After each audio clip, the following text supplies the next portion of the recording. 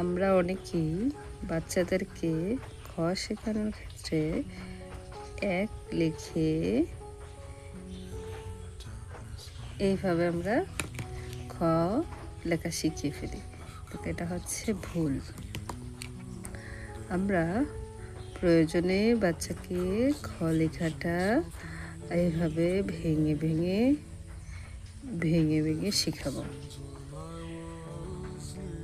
প্রথম থেকে যদি বাচ্চাদেরকে সঠিকটা শেখানো হয় তাহলে বাচ্চাদের হাতের লেখাও সুন্দর হয়।